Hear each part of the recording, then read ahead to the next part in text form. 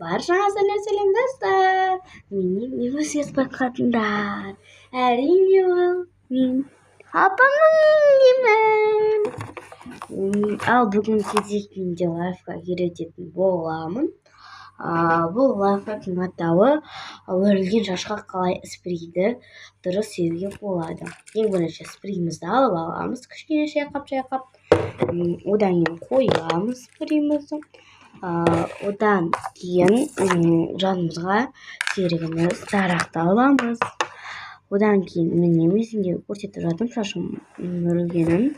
Одан кейін шашымызды сүйреміз и потом спрейді себеміз. Былай шашымыздың ортасын ашып та себуге де болады, былай да себуге де болады. Көзге тиіп кетпес үшін арнайлап себемін. Одан кейін сүйіп болған соң бәрден тарақты аламыз да тез тарап жібереміз. Сосын әдемі идеальный болып шығады. Ал енді мен мына жерде шашымның ұшына да септім спрейді.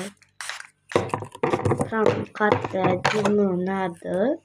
Бұда бізде тағы да тарадық. Сөйтіп батырып тарау керек қылып.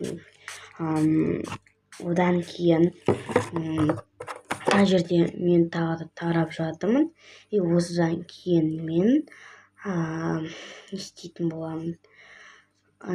Еще ойласаңдар, менің шашым кәдімгідей ұшталып кеткен.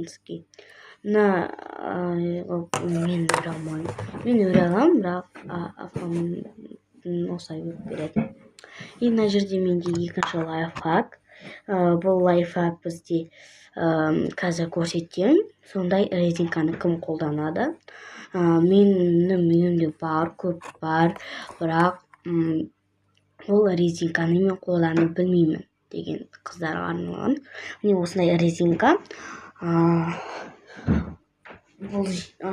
Осы жер тесік, бірақ бұл тесік бекерде емес. Осылай байлайтын да қыздар да бар. Кәдімгі оқыр секілді байлайтын қыздар да бар. Негізі бұны олай байламайды. Бұны шашымыз жақсылап тарап спрейіміз сеуіп аламыз. Одан кейін жаңағы осылай көрсеткенім бойынша бір дөңгелегін қалдырамыз, қалғанын айналдырып отырып тағамыз. Сосын уже болған соң жаңағы ортасын ашып, жаңағы дөңгелектің басына кіргіземіз.